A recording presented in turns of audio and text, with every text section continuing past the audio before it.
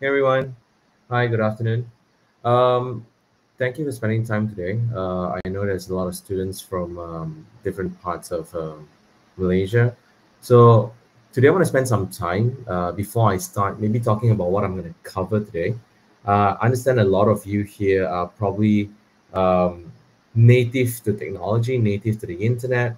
You've probably seen a lot of content, watched a lot of content, and you want to be creator yourself, right? And the main purpose today is to help you sort of find your personal brand, and how do you navigate sort of like this area of entrepreneurship within what YouTube has to offer, basically. Okay, so I want to maybe spend half an hour talking about a couple of slides I'll show you on like data, some getting started, like strategies and notes. And after that, I'll leave about 15 minutes to sort of answer questions. Now, if you're more comfortable understanding or writing in Malay, please feel free to do so. I am Malaysian, so I am well versed in Malay as well. It's just probably my presentation will be in English, but I'm able to answer in Malay as well if needed to. Okay. So with that, let me get right into the presentation. I wish all of you success, and hopefully you're able to capture as much as you can. As I go through the presentation, if there's any questions, please put them in the chat as well, and I can go back to the questions as I go through along. Okay, shall we start? Can I see an okay in the message chat? Everything okay? Cool. Cool. So my name is Vincent, Vincent Chang. I have been in Google for 5 odd years, coming to 6 years now. And my background before this, so I'm Malaysian. I'm currently based out of Singapore.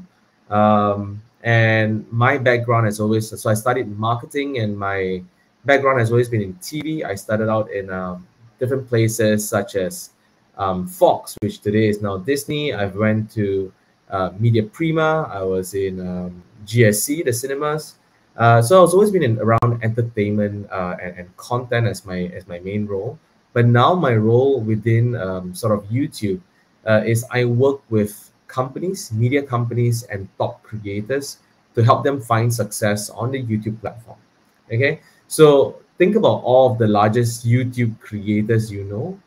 In fact, I was just in KL maybe about 3 days ago, and we had a catch up with all of the creators in Malaysia to sort of understand what they want, what they need, and like to teach them and to help them grow on the platform as well. So things that you may not know, it's today YouTube is actually a huge platform, right? We're talking about the world today has about 6 billion people. 2 billion people are coming onto the platform on a monthly basis, which means these are the people who comes onto the platform and watch YouTube on a monthly basis. But what does it mean for sort of Malaysia as a country? A country with 30 million people, right? If you look at just 18 plus today, and because we track them from 18 plus, we are reaching about 20 million people in a month, right? And if you think about 4 plus, which is anybody who is able to operate, and today kids are really being able to operate a technology at a very, very young age. You can expect all of Malaysians are actually watching YouTube every single day, right? Extremely powerful stats. And they spend about an hour on YouTube on a daily basis. And you think about where your opportunity is, and YouTube is not just a Malaysian platform, right? If you think about the platform itself, Malaysia has about 30 million audiences, right? You minus and you leave only adults, you have about 20 million audience who are adults. Now, for you as a brand, for you as a person, for you as an entrepreneur, what you can do is basically reach out to the Malaysian audience for sure, right? But the real opportunity is actually outside of Malaysia. If you think about it, right? This is our stats. 45% of the watch time, which means people actually watching the content that's produced in Malaysia, it's coming out of Malaysia, which tells you one thing, which is the opportunity is global. And I give the example over here, like one of our largest creators in Malaysia, Alif Irfan, his content is primarily, say, geared towards Malaysian, and today he's approximately about 5 million subs and growing on a daily basis. So if I were to think about it, today is really the best time to be a creator. Not yesterday, not tomorrow, but today. It is for you to pick up any devices and to start thinking about creation and what it means for you as a creator, as a student, to find that brand, right? To be a content creator in the country itself. But one thing I want to sort of move on to, it's a couple of trends that I'm seeing on two fronts. Number one, on the creation front, which is how creators are creating content is now getting more and more complex, more and more different, and how audience who is watching content is also becoming a lot more advanced and complex as well. So what do I mean exactly? There are three key trends that I want to leave you with, which is there's a new kind of fandom, a new format for storytelling, and a new tools and technology that creators, audiences can sort of tap into. And now let me go into it one by one. Now, the first thing is the fans on the internet is changing very, very quickly. Now, I'll give you the example of K-pop, right? Previously, if you were to watch or consume a song content, it's either you listen to a song on the radio or you watch the song music video. And for most of you who are students here today who are particularly young, you've probably watched music video as they launch on YouTube.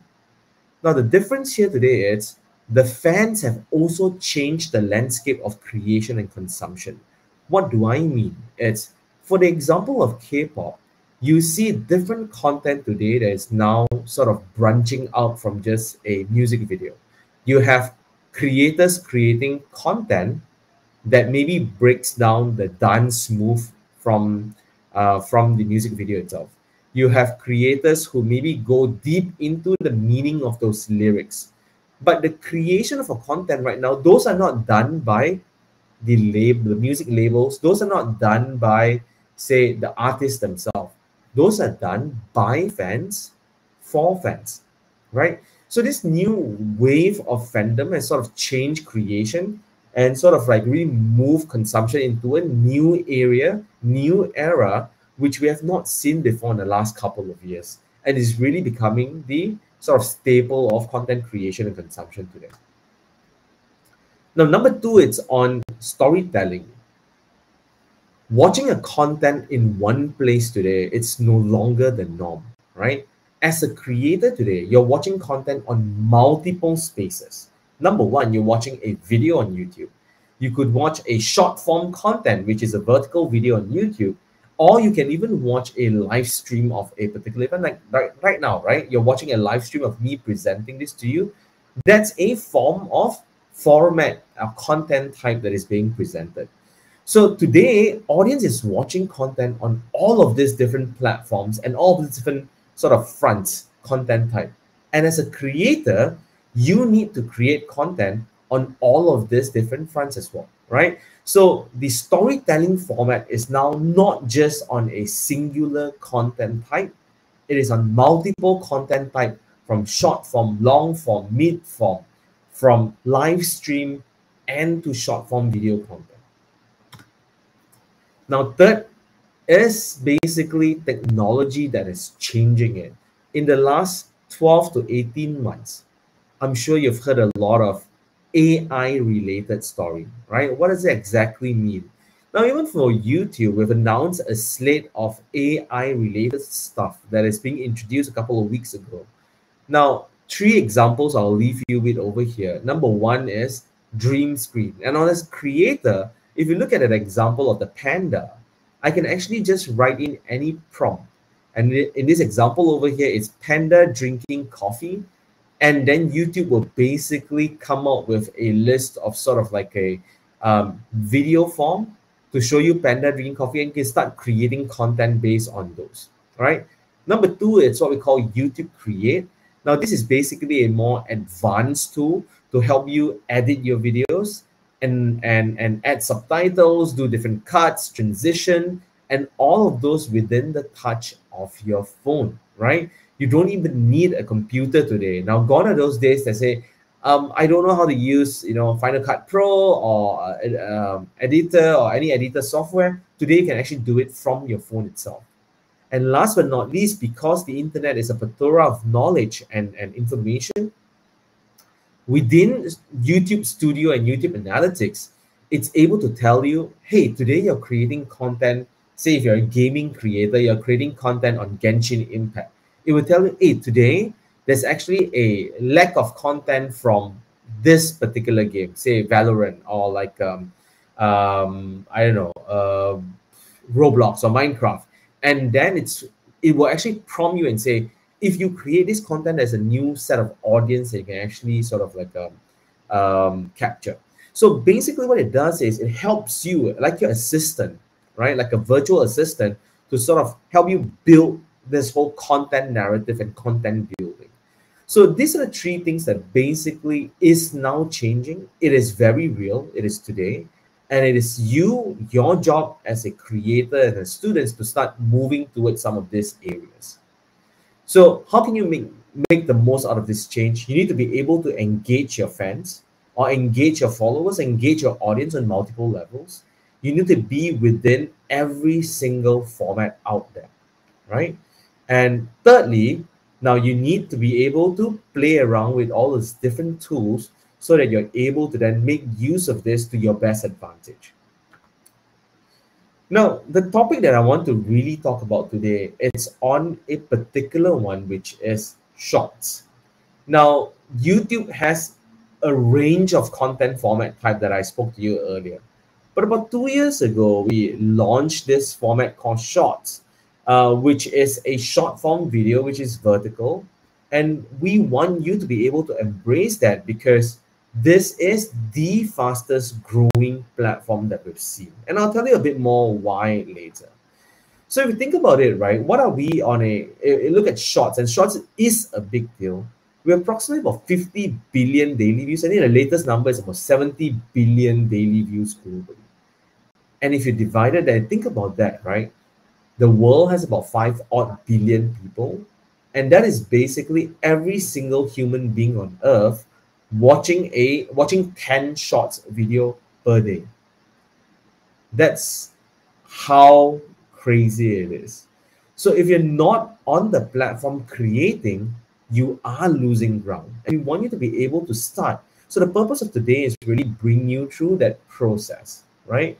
And it's a platform for you to unlock creativity because it's bite-sized, under a minute long, and for you to be able to present that content or that information to a wider subset of audience. Now, it's a great platform for you to start building new audience because the audience across different formats are slightly different. And the shorts format has seemed to be particularly successful in bringing in newer audience. And for you as a creator, this becomes a platform where you want to start trying and dabbling on if you're not there. And of course, about 6 months ago, we've announced also YouTube Shorts and how we're actually bringing fan funding and bringing ad revenue into Shorts, which means just by creating content, we're able to make money within those content itself as well. So how do you get started on Shorts? How do you find sort of like your voice? How do you find your brand? How do you determine what is for you? Now, number one, basic but needed is, what is your goal in as a content creator and as a brand itself? Are you there to entertain? Are you there to educate, right? So think about that reason why you're on that platform and what your goal is. And that's the sort of first step to get you moving into it. And then comes the style and the DNA and the brand. What does your brand stand for? Do you want to do certain ways and certain styles? Do you want to speak to a certain audience, more mature audience, more younger audience? All of that choice is yours. So basically, you mix that DNA and style to content. It sort of gives you the first perspective of who you are as a brand. And then what exactly is a format? I want to get into some of the different formats that you have seen or probably may know of. Things like, for example, hacks. Now, how can you do certain things better? This versus that. You can also create things which is maybe more comedic and relatable. And that could be a format that that you use, or you could actually do, hey, mini game shows, or you can do storytelling, memes. Previously, all of this is actually something that the TV companies, the broadcasters are creating. But today, creators are taking it into their own hand and basically creating content like this that's able to entertain, educate, and inform audiences as well. And style doesn't mean you have to limit yourself within one or two of the formats. Now, YouTube, really how it works is it's a room for experimentation. It's a room for you to try, and then you'll sort of find your voice along the way. Now, one of the example you see, very, very unlikely. Like previously, who would have thought a dentist could be a content creator? But today, you see a lot of dental content that does a couple of things. Now, in this example that I'm showing you called Dental Digest, what they've done is things like formats like, for example, versus, like Listerine versus tuna. Can I remove all of the plaque and things like that, all of the germs? Or, hey, if I'm having braces, what are some of the snacks that I can eat, for example, right? So they do tips, they do tricks. And third, they also do things like, hey, maybe I'll do some review on like all of the different toothbrush, toothpaste, all the techs that we've seen in the dental industry. But the thing over here is this: as a creator, as a job, which typically, say 10 years ago, has no room in content creation, today it's becoming very different. Now, any job, any person, anybody can be a content creator today. I have seen, like in KL, say for example, a guy opening a warung one ringgit nasi lemak today is able to open a channel creating content and stuff like that. So those are basically how you see different ways of people using content and moving into the space of creation. Now, another question I always get is, how often should I post my content? Should I do it daily? Should I do it hourly? Now, I would say consistency is key. Now, the consistency could be a once a week, twice a week, 5 times a week, 3 times a day, whatever that makes and fits your schedule. I was recently talking to a content creator a couple of days ago in KL, and she's a student in a university as well. And she said, hey, in between my exams and my classes, I'm now doing 2 times a week, right? It's a day off a student, my life in a student. And that has seemed to work well for her. So maybe her cadence is 2 times a week. Her audience knows that in 2 times a week, I'm able to see her update, right? So that is that. Now, how do you create the best content? Are there best practices? Rest assured, I'll be able to share some with you today. Now, obviously, it's all about storytelling. You want to be able to tell story, but now here's a challenge, right? How do I tell story with the shortest time possible? I want to be able to now tell a story within 10 seconds, 5 seconds, a minute long, the longest, right? So story, like any other thing, has a beginning, has a peak, and has a resolution to it. So it's you as a content creator and as a storyteller to bring us audience through your journey of creation. Now, because your time is so short, what's very important is for you to catch their attention extremely early enough, right? Typically within the first couple of seconds. Now, what can you show them? You can show them things like, you can play a really catchy music, or you can show what happens at the peak first, and then moving into the storytelling. You can show different colors, different stuff that captures their attention. But the whole idea is you want to be able to catch them very, very early so they're able to hold their attention for the rest of the videos. And your key goal for a short form video content creation is completion rate. You want to be able to see if they complete their video and they complete it fast enough. So what is some of the hooks that you can sort of like deliver. I gave you a couple of examples, but here are some more. Say visually show them something. Is it a music? Or you give them commentary, right? Here are the top 5 best nasi lemak places in KL. Now, if as an audience I want to watch on further, I can then stay and then continue watching further. Now, next is you want to be able to show an intriguing visual. And some creators do this really, really well without having any dialogue at all, right? They just show you visuals of things. This could be travel log, this could be mukbang videos, this could be anything at all. But visual is key because as you think about an audience watching a content, they will either watch it or watch and listen to it or listen to it, right? So either one of this sort of like a thing has to be dialed up, and visual plays an extremely important component into this. And next is there's a function called remix. And if you go into any video on YouTube today, you're able to see this remix button on that video. Basically, you can recreate content. And I spoke about the idea of fandom earlier, right? The trend of YouTube on fandom is basically about creation of video, recreation of video, and remix is basically one way to do it. You're able to take a snippet from someone's video and then recreate a video that is uniquely yours and uniquely belongs to you. And conversation obviously is a huge appeal. Now you're able to then connect with your audience by striking up the right type of conversation. Now you can give opposing opinion, or you can talk about things which you're passionate about, and that creates a connection between you and your audience in particular. Now, content is one part of it, one big part of it, but the other part is basically helping YouTube understand your content. How do they surface your content to a larger subset of audience?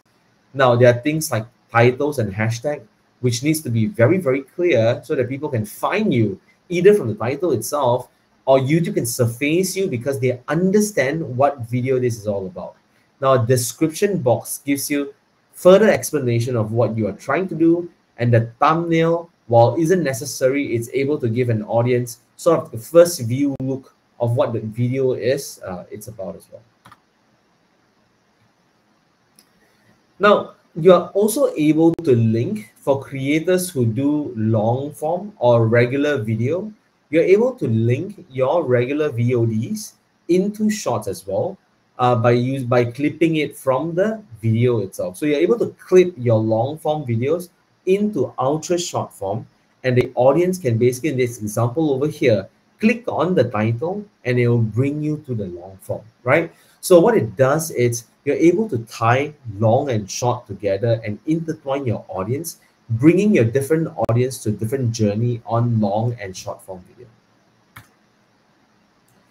Now, just to quickly recap on all of the things that I've spoke about. Number one is the hook that we spoke about, right? You want to be able to capture your audience very, very early through all of these different tools that you have.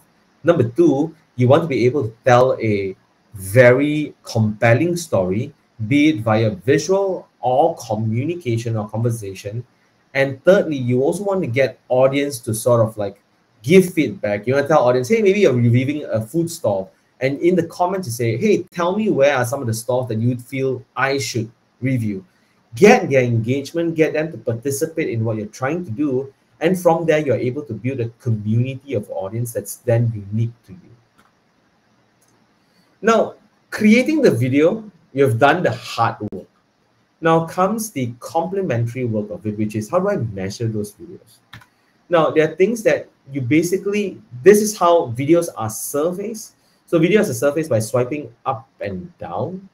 And what it does is with the analytics on YouTube, you're now able to see how it performs on a particular surface. Now, shorts are surfaced on a multiple platform thing, right? So number one, if you open your YouTube app today, and if you look at the bottom panel, the middle button, the second button is, second label or button is basically the shorts button. And if you click on there, you go into a swiping up and down motion, and then you're able to watch all of the different contents that's in there. Now, as viewers watch your content, you're able to then look at the different data points that the audience have basically engaged with. You're able to see things like completion rate. You're able to see things like views of the particular video. But if you're doing and looking at shorts itself, what are some of these data points that I look at personally as a partner manager, right? I look at things like completion rate, because it's a very short video, right? It's a less than a minute video. I want to be able to look at how many percentage of the audience is completing my video. And with this information, you're able then to move into the second gear, which is what information should I give? Or what action should I take given the information? If I know that people are leaving my video at the 50% mark, which means, is my video too long? Is my topic not so relevant? Is my edits not snappy? Should the video be shorter? You have a lot of questions that you can sort of ask yourself, and then implement basically your take and your solution into the next video. And I'll also look at, you cannot look at things like watch time, for example, because that doesn't tell you the story, as the watch time for shorts are particularly, like the name suggests, very, very short. You want to look at views, completion rate, and basically how many people are swiping away, right? Swipe away rate means to say they are not interested in the video, and you want to know why, right? Last but not least, I also like to look at, say, age group as one of the factors and filters to basically understand my audience. I don't look so much at geography at this point in time for creators who are starting out. I want to look at age group, because a 15 to 25-year-old versus a 25 to 34-year-old are basically different, right? They watch very, very different content, and your style as a creator would then need to change very, very differently as well as you target these different audiences. So yeah, basically that is the whole flow of the presentation today. A couple of like a summary of what I've spoke about. Number one, I spoke about the scale of YouTube, how big YouTube is really in the world today, right? 2 billion people watching YouTube. In Malaysia, about 20 million, 18 plus. But if you look at 4 plus, you're looking at about all of Malaysia's population on YouTube daily, about 60 minutes, right? And then the next thing is 45% of the watch time in Malaysia, it's coming outside of Malaysia. The world is your audience. You're not creating content today just for Malaysians. It is for audiences around the world. Now, next is, there are 3 trends that we sort of look at, right? The first trend is the fans have basically transformed the landscape of creation. That's one. Number 2 is multi-format. I've shared shorts today, but multi-format is basically the present and future, which is long form, short form, live stream. And as a creator, you need to be at all aspects of this content type, because the audiences are there. And third and the last point in terms of trends was AI being the most example, AI being the biggest sort of like shift in creation journey. So that is what it's going to be, right? And the content that I shared with you today, it's really about shorts. Shorts is big, is going to continue to be big. Secondly, it's like, in order for you to be successful in shorts, you need to understand who you are as a brand, and as a student, as a creator, as an audience, who you are, who you want to target to, and then start your creation journey around those few areas. And what you're able to do also, it's basically understand the flow of content creation. Creating content requires you to have certain rigor, like consistency, requires you to understand data, like we spoke about, but there are best practices and strategies to basically create a good content. I'll end this over here by saying that all of you are unique in your own way. All of you sort of have your own brand. all of you have your own voice, and basically what you need to do basically is to go out and find that voice and harness that voice into a content where your audience can enjoy. And I will then now open the floor probably to questions if there's any. As I said in the beginning, you can put your questions in the chat if you want to. You can then I can then get to the questions separately as well. Cool. We have about 10-15 minutes for questions if there's any.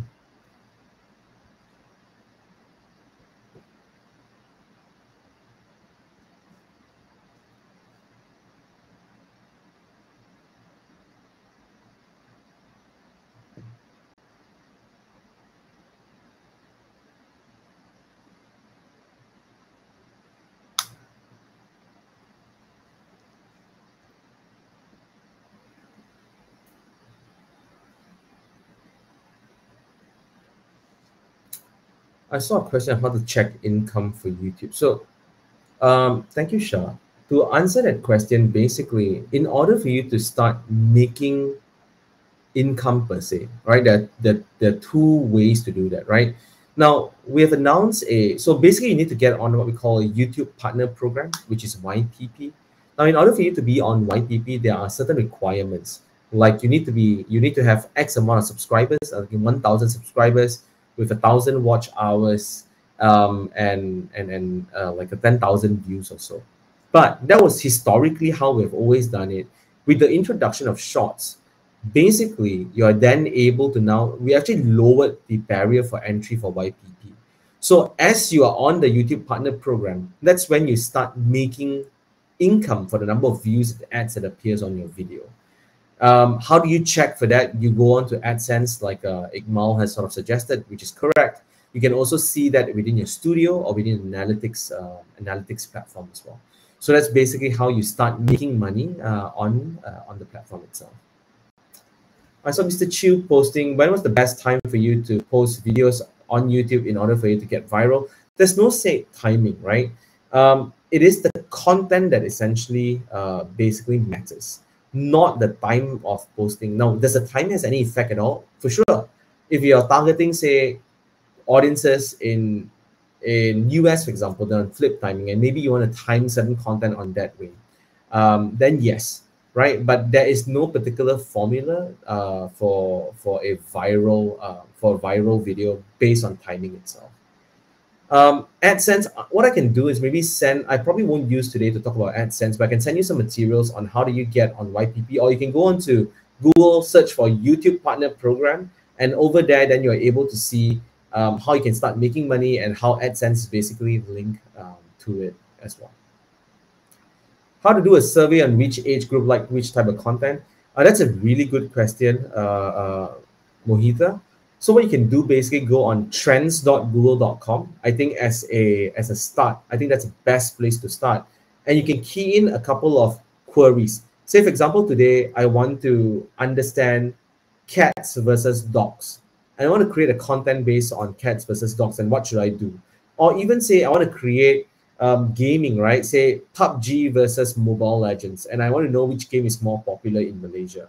I'm able then to use trends.google.com, go in there, filter to Malaysia, filter to 2023, and start looking at these two games head to head and see which has bigger popularity on YouTube and on Google search as well. So from there, I'm able to understand, say, trends, and I'm able to create content.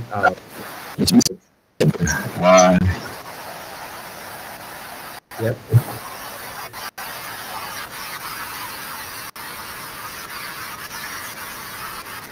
Okay, you got a question there. How to do a survey which group likes which type of content from your human project? So let me just go through a question. I'm now switching sides, then I can put this as well. Thank you. Yeah. So the next question is, what is the current YouTube algorithm? I noticed from various videos that it seems to change from time to time. The algorithm doesn't change particularly. The algorithm follows the audience. Now, contrary to popular belief, right? A lot of people think that, hey, YouTube selects what video and then they sort of push those videos out.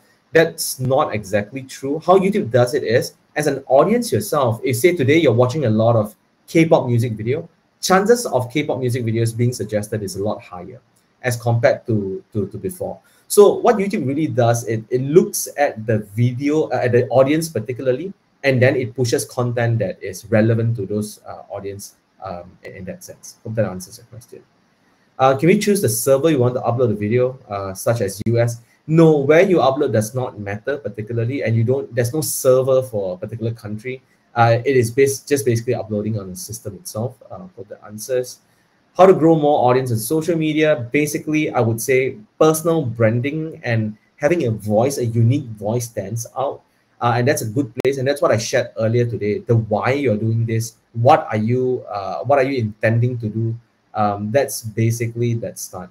And Shineful, I'm moving very quickly, so I'm trying to answer as many questions as I can. Shineful, you're saying for starter channel, is it possible to get many viewers? For sure. If you're creating content that's relevant to questions of many people and it's in trend, obviously it has a higher propensity of getting more viewers.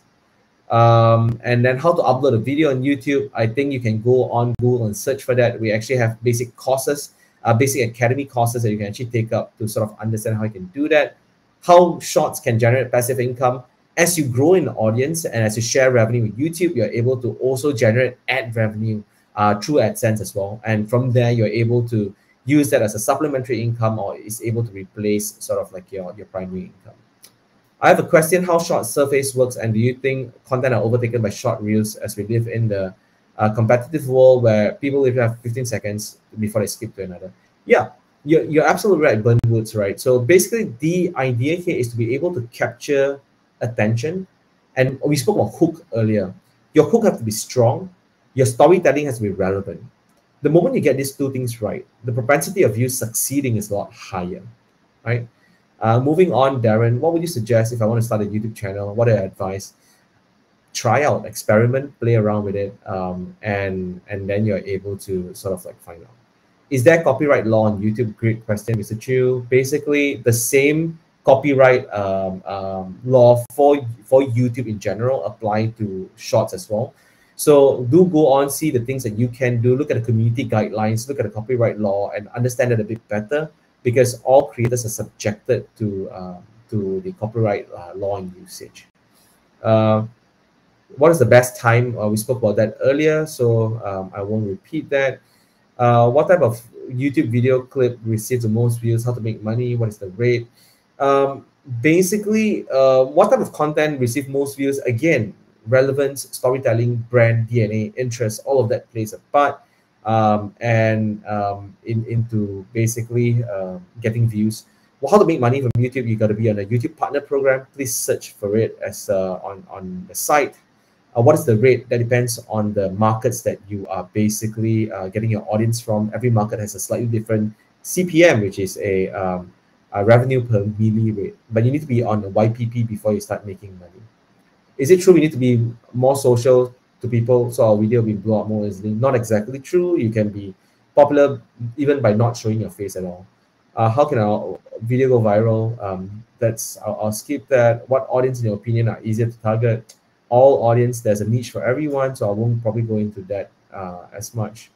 What do you think about being a YouTuber gaming content? Yes, definitely. I think gaming content is one of the largest vertical on YouTube today. So yeah, is trending song a hook to our audience? Definitely. So music is one of the biggest hook, and trendy music really works, which is why label love it, content creators love it. Is it true provocative content really sells? As long as within the community guidelines, it's okay, but I won't comment on if it's better or less useful. How can I get more audience to like my content? Again, relevance to who you connect with. Is it true bad marketing is still marketing? I will probably take on the YouTube related questions. How to increase the engagement for old video that's been uploaded?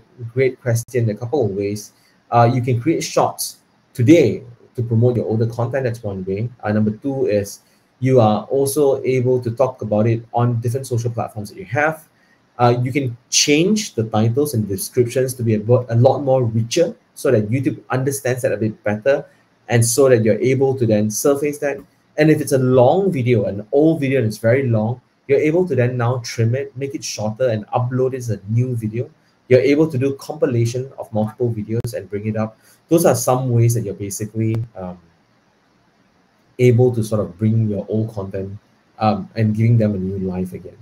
What do we need to get income? YPP, I spoke about that earlier. Please check it out, YouTube Partner Program. Does YouTube Shorts receive the same monetization as a normal YouTube videos? Great question, Shashwin. It's not. The methodology of the Shorts monetization are slightly different, and it's not because ads can come. Yeah, I just want to say thank you, all students there. I hope you find your own inspiration. I hope you find your own brand, your own DNA as you go through the creation journey. And it does not discriminate in the sense that I think all of us today are content creators, whether we like it or not. Even within the 20 friends that you have on social, those are the first places you start with. And if you're genuine with the 20 and you're happy with the 20, that's also okay. But if you want to be, say, you want to drive 20 million subs today, that's also fine. I think one of the largest, if I'm not mistaken, the largest content creator in Malaysia, and not many people probably know, is actually a gaming creator from Sabah, if I'm not mistaken, right? Doesn't show his face, plays Roblox content, and is the largest gaming creator with over 9 million subscribers. So anybody, and he's a student in a university in Sabah. So, and an animator as well. So today, really, YouTube has basically opened up the doors for all kinds of people and all walks of life, so to be content creator. But I think more importantly than just be a content creator is, who are you? What is your brand? How do you define success for yourself, right? Is it spreading the right message, spreading love, spreading care? Is it, I want to go there and make money, which is not wrong. And how do I try and recreate, say, popular videos, rivalry videos? Or is it a place for me to share my hobby, right? I want to share my songwriting skills, my hobby. The point is, there's a niche for every single person out there. And I hope today gives you a bit of understanding of what the platform is all about, and you're able to find that niche as you go along this journey. So yeah, with that, I leave you with the rest of the team. I hope this is a good session for you, and you're able to find some value out of it. And yeah, take care, all the best in your journey, and hopefully we'll be able to speak again soon, sometime in the future. Thank you.